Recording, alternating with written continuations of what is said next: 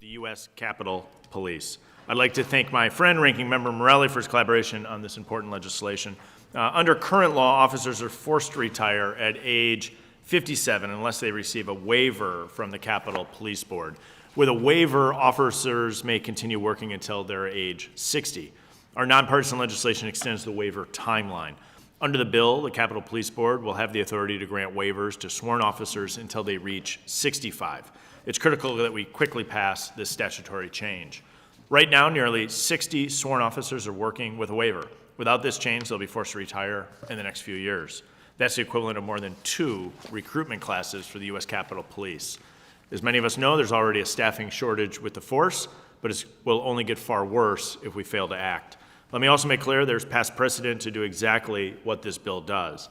In 2004 and in 2010, Congress temporarily raised the mandatory federal enforcement retirement age from 60 to 65 to address staffing shortages at the FBI.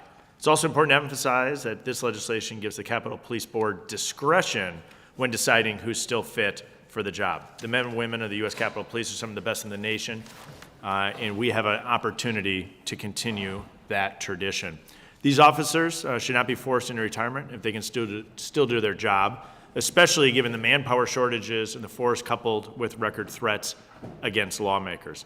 Again, my sincere thanks to Ranking Member Morelli for working in collaboration with us on this bill to address the staffing shortages at U.S. Capitol Police. I encourage all of our colleagues here to support the legislation, and I thank everyone for being here today. I'll now yield back and recognize the Ranking Member, Mr. Morelli, for 5 minutes for the purpose of offering an opening statement. Thank you, Mr. Chairman. I do support this legislation, which, as you said, allows the Capitol Police Board to grant mandatory retirement exemptions of officers up to 65 rather than the current age of 60. The men and women of the United States Capitol Police have one of the most important and challenging jobs of the legislative branch. They protect the Capitol campus and the thousands of members, staff, and visitors who occupy it every day. And they investigate threats, provide protective details, screen visitors, respond to emergencies, investigate crimes, monitor demonstrations, and secure major events like the State of the Union and more. They do it all in an era of dramatically increased threats and strain on the department.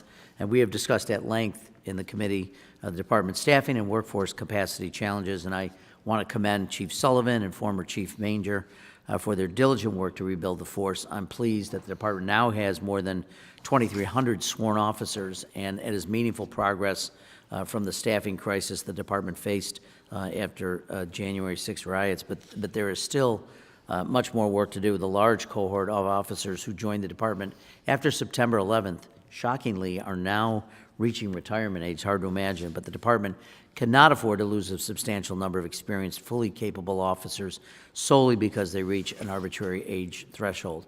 The bill, as you point out, and I want to just underscore this because it's important, does not change the mandatory retirement age of 57. It simply gives the Capitol Police Board discretion when doing so is in the public interest to allow an officer to continue to serve until age 65 instead of 60.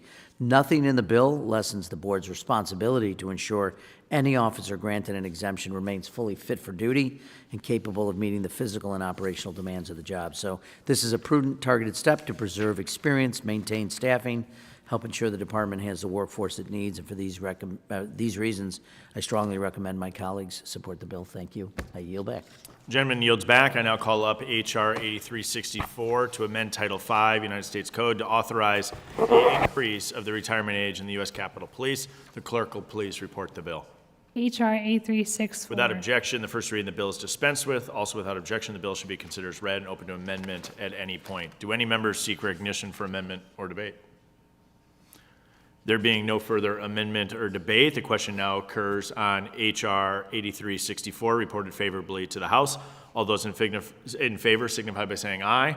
Aye. All those opposed, no. The opinion of the chair is the ayes have it. The ayes have it. The motion to report is agreed to. Mr. Chairman, I request a recorded vote. A recorded vote has been requested. The clerk will please call the roll. Chairman Stam. Aye. Chairman Small votes aye. Ms. Lee. Aye. Ms. Lee votes aye. Mr. Loudermilk. Mr. Loudermilk votes aye. Mr. Griffith. Mr. Griffith votes aye. Dr. Murphy. Dr. Murphy votes aye. Mrs. Bice. Mr. Carey. Mr. Carey votes aye. Mrs. Miller. Mrs. Miller votes aye. Mr. Morelli. Aye. Mr. Morelli votes aye. Ms. Sewell, Mrs. Torres, Ms. Johnson. Have all members voted? Does any member wish to change their vote? The clerk will report the tally. Mr. Chairman, for this vote, there are 8 ayes and 0 noes. The ayes have it, the majority having voted in favor of H.R. 8364. The bill is ordered favorably reported to the House. Without objection, a motion to reconsider is laid upon the table. This concludes the order of business for today's markup. Without objection, pursuant to House Rule 9, Clause 2L, committee members can file with the clerk of the committee supplemental, additional, minority, and dissenting views on each of the items marked up today. Also, without objection, the staff is authorized to make necessary technical and conforming changes. There being no further business, I thank the members for their participation. Without objection, the Committee on House Administration stands adjourned.